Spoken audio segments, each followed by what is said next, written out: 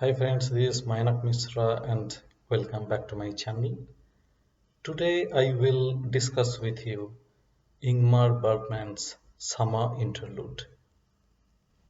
Ingmar Bergman's Summer Interlude is one of the most beautiful films ever. It apparently looks like a simple melodrama, but Bergman found his independent filmmaking voice through this film. He made his other films with brain, but he made Summer Interlude with heart.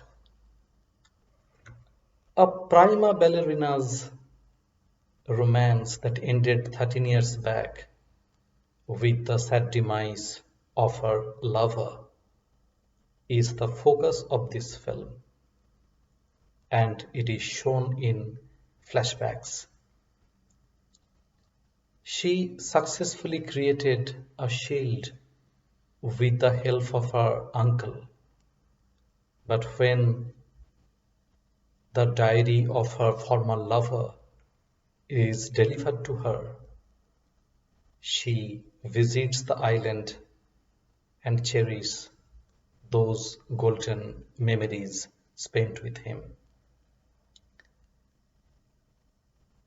She currently lives with her boyfriend, but she is not able to forget those moments. It happens to all of us. We cannot forget our golden past, no matter after how many days. The title Summer Interlude, the English title is appropriate. The Swedish title is Sommarlek, that means summer play, but it does not hint at a deeper meaning or something very special. But Summer Interlude shows that that intermission, that interval, or that interlude is very special. So that's why English title is more appropriate, that I believe. Swedish summers are very special. After long, terrifying and chilling winters, when summers arrive, citizens welcome them wholeheartedly, and they celebrate those moments in June and July, visiting countryside. And the plethora of natural beauty soothes their heart and soul. The same thing happened to Mary, the heroine of this film as well. She visited her aunt's house 13 years back and fell in love with a shy, innocent, nerdish student named Henrik. Their love grew madly. More they spent time with each other by walking on the beach, bumping into each other, and resting their arms on each other. And that continued, but as destiny would have it, the affair ended in summer itself, before autumn. Henrik unfortunately passed away. His plunge into the sea went terribly wrong, and he passed away, leaving behind Mary all alone. So this is a very tragic love story. Past, present, and future all are very important phases in human life. One cannot exist without other. Present Past paves the way for present, and present paves the way for future, builds the base for future. And one season, one phase cannot exist without the other phase. Some golden moments cannot be erased from our lives. We keep cherishing those moments. They beckon us throughout our lives. In Summer Interlude, Mary successfully created a shield around her with the help of her uncle.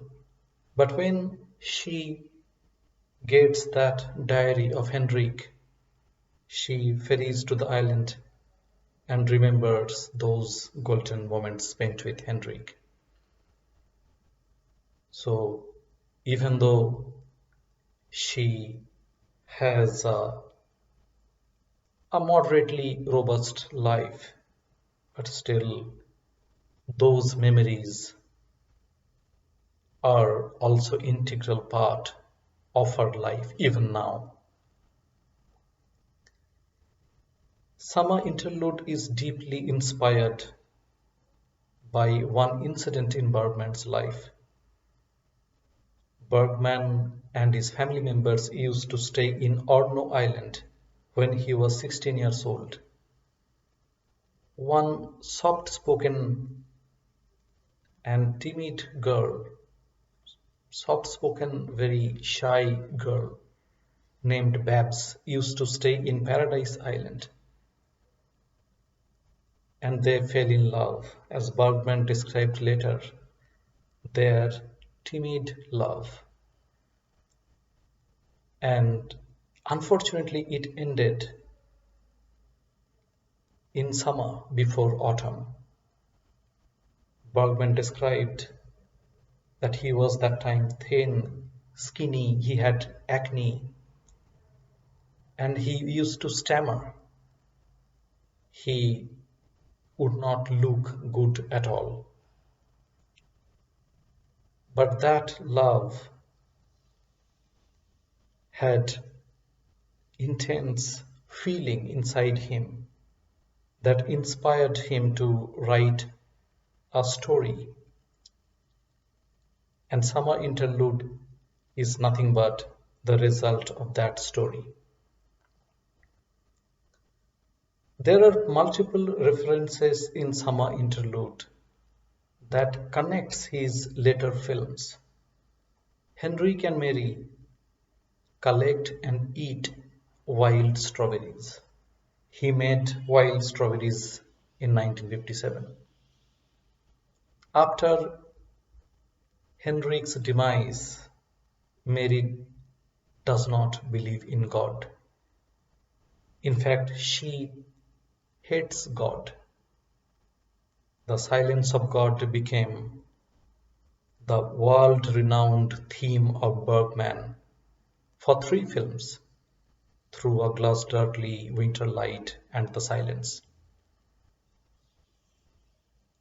Mary visits Henrik's house, and there she sees that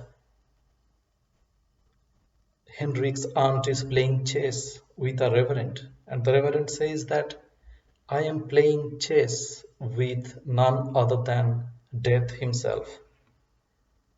And the playing chess with Death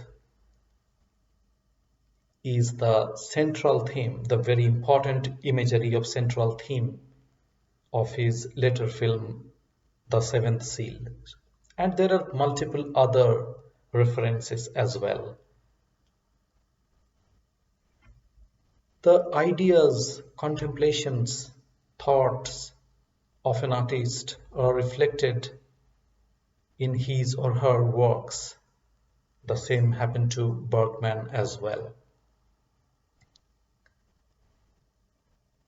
And this film is a crucial juncture for Bergman's films. Before that, Bergman always had male protagonist, but after From Summer Interlude, he started creating female protagonists, and he was deeply inspired by female psyche, their struggle, suffering, love, everything around female psyche.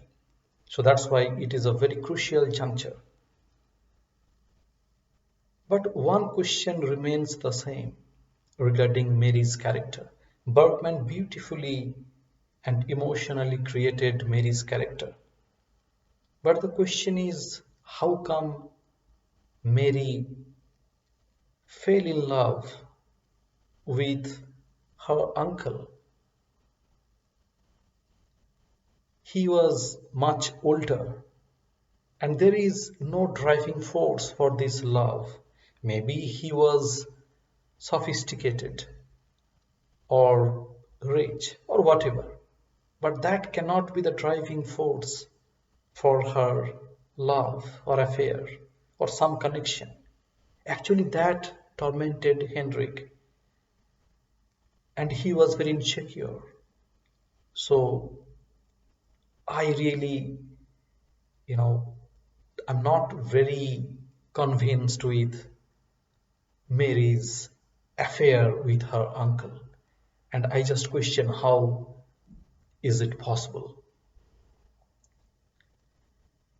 But Summer Interlude, a very important film for Bergman, and all the typical Bergman elements are present in the film, like love, loss, suffering, trouble, trauma, everything, violence, revenge. Joe, revenge is not there, but yeah, but that death, uncertainty, that sudden demise of Henrik, you know, the tormenting everything, which pushes us to an uncertain future. Nobody knows.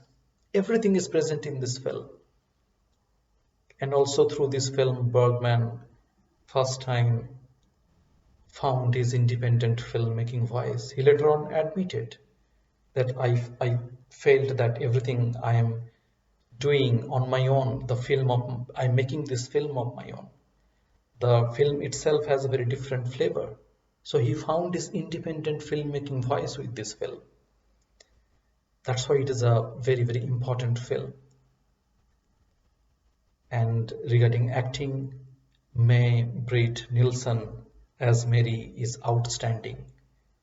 She brilliantly portrayed both sides of Mary. While young and a lover, she is vivacious. But when she is heartbroken, she is pensive, and you can clearly feel her mood and emotions as if she is completely broken. That is in the current days, the present phase of Mary. And May-Britt Nielsen brilliantly portrayed both sides of Mary.